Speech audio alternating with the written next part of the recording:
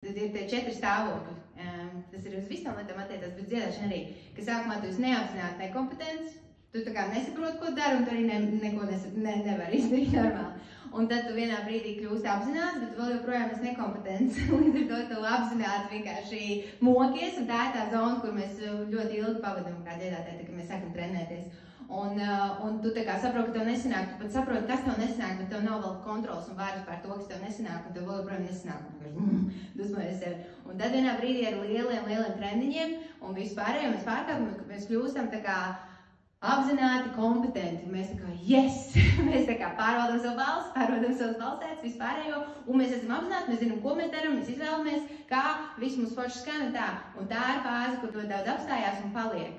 Bet tad tur nevajag palikt. Tā ir priekšpēdējā fāze, jo, lai kļūtu par skatuves mākslinieku ritīgi un tādu superforšu dziedātāju, ir jātiek uz nākošo fāzi, kur tu vienkārši esi neapzināti kompetents. Tas nozīmē, ka tev ķermenis pats visu dara. Tev vienkārši balss dzied, un visu, ko tu dari, tu nedomā par to, kā tu dziedāt, kā ņemt.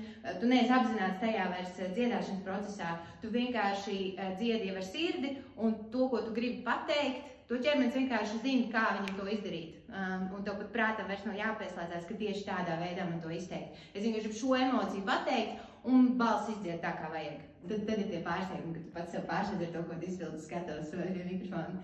Tā kā tas ir tur, ka mēs gribam nonākt.